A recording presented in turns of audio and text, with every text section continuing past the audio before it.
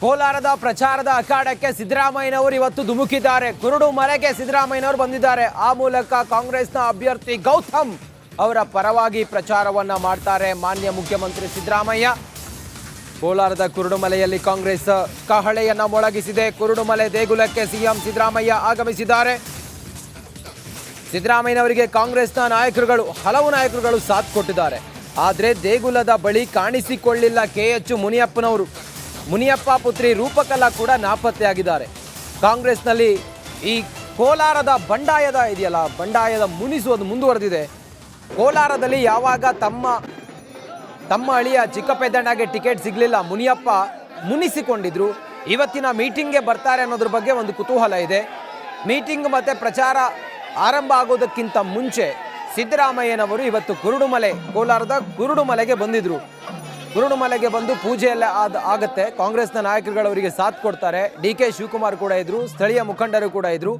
ಆದರೆ KH ಮುನಿಯಪ್ಪನವರು ಮಾತ್ರ ಬರಲಿಲ್ಲ. KH ಮುನಿಯಪ್ಪ ಬರಲಿಲ್ಲ. ಹಾಗೆ ಅವರ ಪುತ್ರಿ ರೂಪಕಲಾ ಕೂಡ ನಾಪತ್ತೆಯಾಗಿದ್ದು, ಕಾಂಗ್ರೆಸ್ನ ಕೋಲಾರದಲ್ಲಿ ಅಷ್ಟೊಂದು ಈಸಿ ಇಲ್ಲ ಗೆಲುವು ಅನ್ನೋದು ಮತ್ತೆ ಸಾಬೀತಾಗ್ತಾ ಇದೆ. ಯಾಕಂತ ಹೇಳಿದ್ರೆ ಪಕ್ಷದ ಒಳಗಿನ ಅಸಮಾಧಾನ, ಕಾರ್ಯಕರ್ತರು, ಮುನಿಯಪ್ಪ ಅವರ ಬೆಂಬಲಿಗರು ಎಲ್ಲ ಒಂದು ಕಡೆಯಲ್ಲಿ ಮುನಿಸ್ಕೊಂಡಿದ್ದಾರೆ. ಟಿಕೆಟ್ ಸಿಗಲಿಲ್ಲ ನಮ್ಮವರಿಗೆ ಅನ್ನೋದು.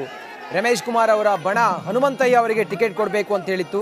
ಚಿಕ್ಕಪೆದ್ದಣ್ಣ ಅವರ ಪರವಾಗಿ ಮುನಿಯಪ್ಪ ಅವರು ಹೈಕಮಾಂಡ್ ಮಟ್ಟದಲ್ಲೂ ಕೂಡ ಚರ್ಚೆ ಮಾಡಿ ಎಲ್ಲ ಪಕ್ಕಾ ಮಾಡ್ಕೊಂಡು ಬಂದಿದ್ರು. ಕೊನೆ ಹಂತದಲ್ಲಿ ರಾಜಕೀಯ ಪ್ರಹಸನ ಕೂಡ ನಡೀತು, ಅಂದರೆ ರಾಜೀನಾಮೆಯ ಪ್ರಹಸನ ಕೂಡ ನಡೀತು. ಅದೆಲ್ಲದರ ನಂತರ ಮುನಿಯಪ್ಪ ಅವರು ಮುನಿಸ್ಕೊಂಡಿದ್ರು, ಗೌತಮ್ ಅವರಿಗೆ ಟಿಕೆಟ್ ಕೊಟ್ಟರು. ಇದೆಲ್ಲ ನಮ್ಗೆ ಗೊತ್ತಿರುವಂಥ ವಿಚಾರ. ಆದರೆ ಪ್ರಚಾರದ ಕಣಕ್ಕೆ ಧುಮುಕ್ತಾರ ಮುನಿಯಪ್ಪ ಅಂತ ಹೇಳಿ ಬಂದಾಗ ಅವರಿಗೆ ಅಸಮಾಧಾನ, ಅತೃಪ್ತಿ ಅನ್ನೋದು ಇದ್ದೇ ಇದೆ. ಸಿದ್ದರಾಮಯ್ಯನವರು ಬಂದರೂ ಕೂಡ ಮುನಿಯಪ್ಪನವರು ಬರದೇ ಇದ್ದದ್ದು ಅವರ ಅಸಮಾಧಾನದ ಬೇಗುದಿ ಎಷ್ಟಿದೆ ಅನ್ನೋದನ್ನು ಸಾರಿ ಹೇಳುವಂತಿತ್ತು. ಮುನಿಯಪ್ಪ ಅವರ ಪುತ್ರಿ ರೂಪಕಲಾ ಕೂಡ ಇವತ್ತು ನಾಪತ್ತೆ ಆಗಿದ್ರು, ಬರಲಿಲ್ಲ. ಕುರುಡುಮಲೆ ದೇವಸ್ಥಾನಕ್ಕೆ ಸಿದ್ದರಾಮಯ್ಯನವರು ಬಂದಾಗ ಅವ್ರ ಜೊತೆ ಕಾಣಿಸ್ಕೊಳ್ಳಿಲ್ಲ. ಮೀಟಿಂಗ್ ಇದೆ, ಆ ಮೀಟಿಂಗ್ ಆದರೂ ಹಾಜರಾಗ್ತಾರಾ ಅನ್ನೋದನ್ನು ಕಾದು ನೋಡಬೇಕಾಗಿದೆ. ಒಟ್ಟಾರೆ ಕೋಲಾರದ ಕಣ ಕಾಂಗ್ರೆಸ್ಗೆ ಬಹಳ ಕಷ್ಟ ಇದೆ. ಯಾಕಂತ ಹೇಳಿದರೆ ಪಕ್ಷದ ಒಳಗಿನ ಗೊಂದಲ, ಅಸಮಾಧಾನ, ಬೇಗುದಿ ಇದೆಲ್ಲವೂ ಗೆಲುವಿಗೆ ದೊಡ್ಡ ಪೆಟ್ಟು ಕೊಡುತ್ತೆ ಅನ್ನೋದು ಮೇಲ್ನೋಟಕ್ಕೆ ಸಿದ್ದರಾಮಯ್ಯನವರಿಗೂ ಕೂಡ ಅರ್ಥ ಆಗಿದೆ. ಹಾಗಾಗಿ ಸಿದ್ದರಾಮಯ್ಯನವರು ಮುನಿಯಪ್ಪ ಅವ್ರನ್ನ ಸಮಾಧಾನ ಪಡಿಸುವ ಪ್ರಯತ್ನದಲ್ಲೇ ಇದ್ದಾರೆ. ಆದರೆ ಈ ಹೊತ್ತಿನವರೆಗೂ ಕೂಡ ಮುನಿಯಪ್ಪನವರ ಬೇಗುದಿ ಮುಂದುವರೆದಿದೆ.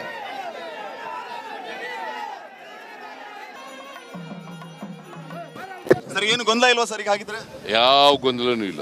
ಮುನಿಯಪ್ಪ ಅವರು ಬರ್ತಾರ ಸರ್ ಇವತ್ತು ಸಭೆಗೆ? ಗೊತ್ತಿಲ್ಲ ನನಗೆ, ಇವಾಗ ಮಾತಾಡಿಲ್ಲ ನಾನು. ಬರ್ಬೋದು. ಸರ್, ಏನು ಗೊಂದಲ ಇಲ್ವಾ ಸರ್? ಈಗ ಹಾಗಿದ್ರೆ ಯಾವ ಗೊಂದಲನೂ ಇಲ್ಲ. ಮುನಿಯಪ್ಪ ಅವರು ಬರ್ತಾರ ಸರ್ ಇವತ್ತು ಸಭೆಗೆ? ಗೊತ್ತಿಲ್ಲ ನನಗೆ, ಇವಾಗ ಮಾತಾಡಿಲ್ಲ ನಾನು. ಬರ್ಬೋದು. ಸರ್, ಏನು ಗೊಂದಲ ಇಲ್ವಾ ಸರ್? ಈಗ ಹಾಗಿದ್ರೆ ಯಾವ ಗೊಂದಲನೂ ಇಲ್ಲ. ಮುನಿಯಪ್ಪ ಅವರು ಬರ್ತಾರ ಸರ್ ಇವತ್ತು ಸಭೆಗೆ? ಗೊತ್ತಿಲ್ಲ ನನಗೆ, ಇವಾಗ ಮಾತಾಡಿಲ್ಲ ನಾನು. ಬರ್ಬೋದು.